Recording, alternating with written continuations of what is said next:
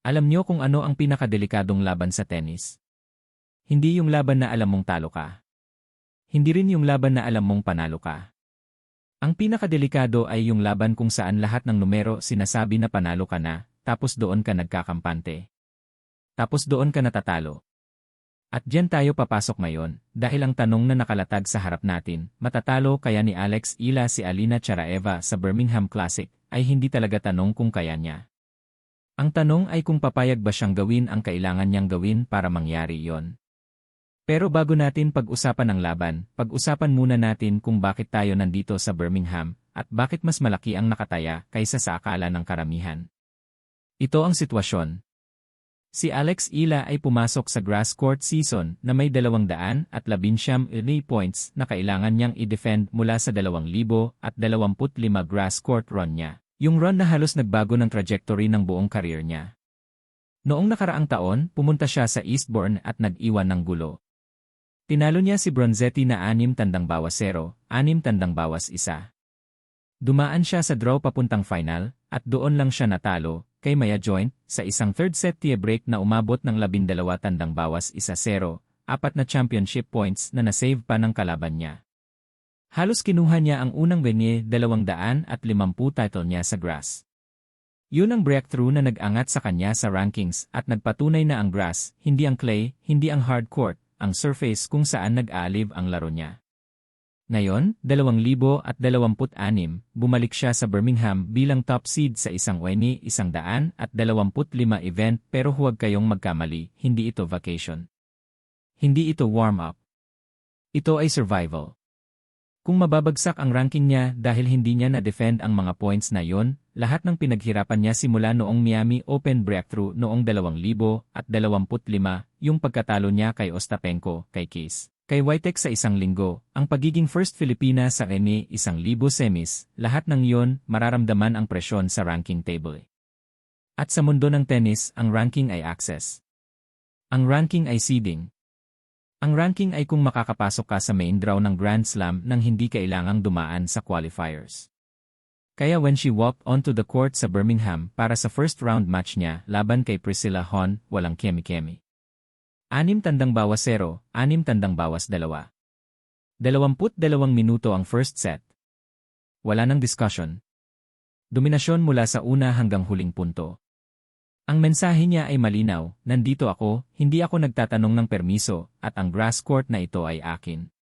Pero ngayon, pangalawang round na. At naghihintay sa kanya si Alina Charaeva. At dito nagiging interesante. Para sa mga hindi pa familiar kay Charaeva, Russian siya, 24 years old, right-handed, nagbabase sa Barcelona kung saan siya nagtra-train. Rank no 130 sa mundo ngayon, at sa buong career niya, halos lahat ng laban niya ay nangyari sa challenger at inig level. Hindi siya household name. Hindi siya ang klase ng player na mapapanood mo sa Yesin highlight reel. Pero ganito ang bagay kay Charaeva, kahit kailan, huwag mong i-dismiss ang player na nananalo laban sa defending champions. Dahil yan ang ginawa niya dito sa Birmingham. First round, hinarap niya si Greet Menen, ang defending champion ng tournament na ito, ang Belgian na nanalo dito noong 2025. At tinalo siya ni Charaeva. Straight sets. 6-3, 6-1. Hindi lang nanalo si Charaeva, dinomina niya ang player na may pinakamaraming dahilan para maglaro ng malakas sa court na yon. At yan ang nagbabago sa equation. Kasi kung titignan mo lang ang head-to-head, simpleng usapan to, si Ila at si Charaeva ay naglaro na ng 2 beses. 1-1 ang score. Pero ang konteksto ay mahalaga. Ang unang laban nila ay noong 2020 sa isang ATP 15 event sa Melilla, Spain. Si Ila ay 15 years old noon. Bata pa siya. Si Charaeva ang nanalo, 6-3, 6-3.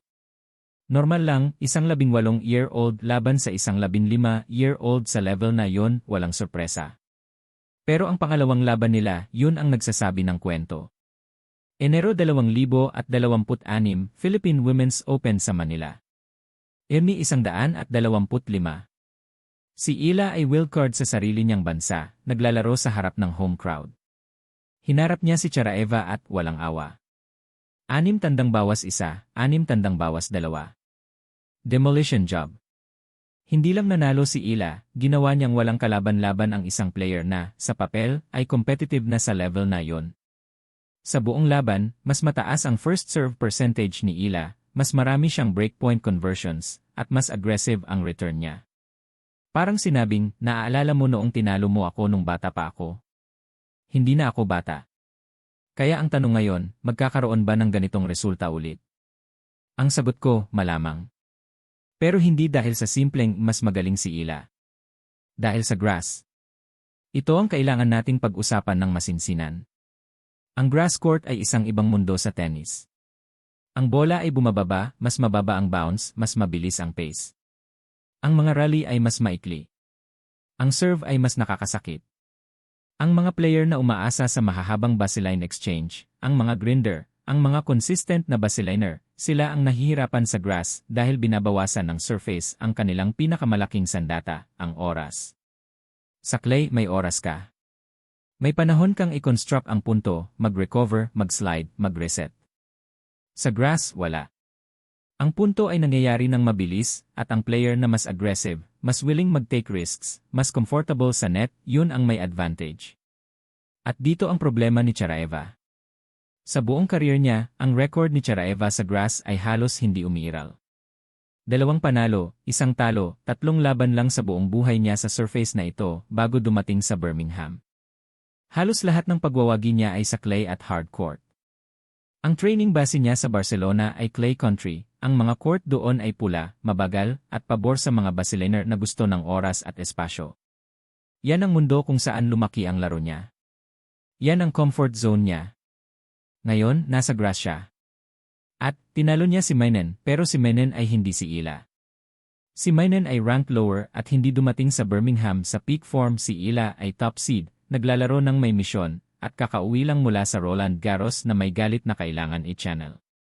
Kasi huwag nating kalimutan, ang huling Grand Slam appearance ni Ila bago ang Birmingham ay isang first-round loss sa French Open laban kay Iva Jovic, ang 17 yield seed na dating doubles partner pa niya. 4 tandang bawas 6, 2 tandang bawas 6. Hindi close. Hindi competitive.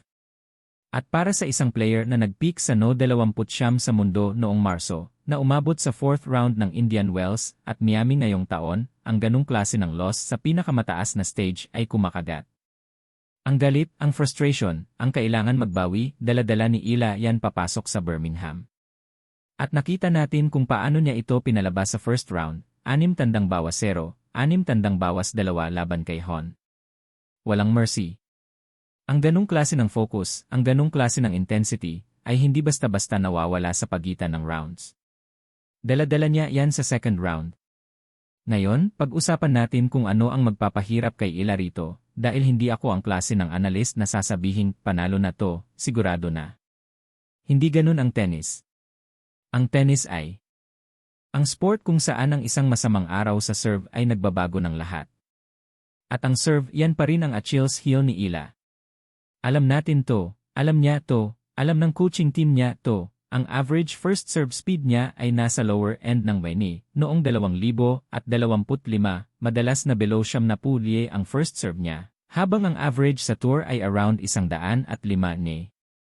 Gumanda ng kaunti ngayong 2026, tumaas ang first serve win percentage niya, at mas aggressive na ang placement niya, pero ang fundamental problem ay nandoon pa rin.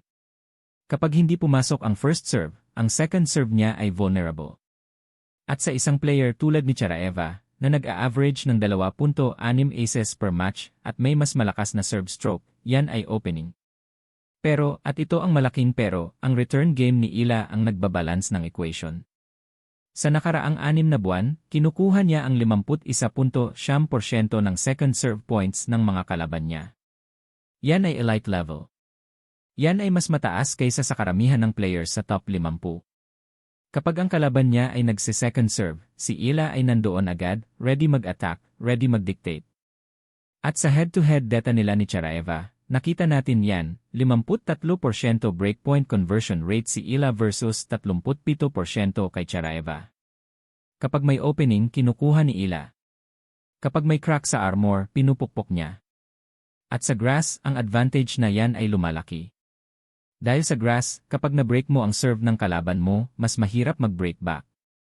Ang service games ay mas mabilis matapos. Ang momentum shifts ay mas violent.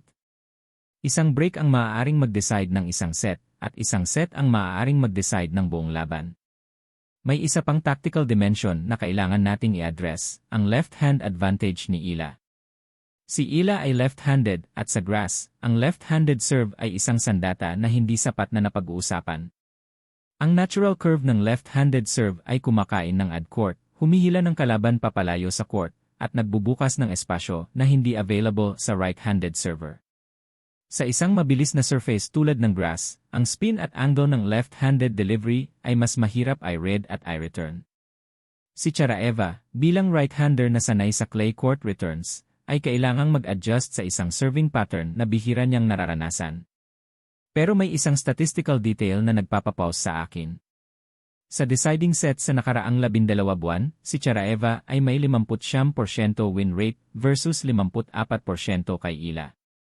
Hindi malaki ang gap pero significant yan.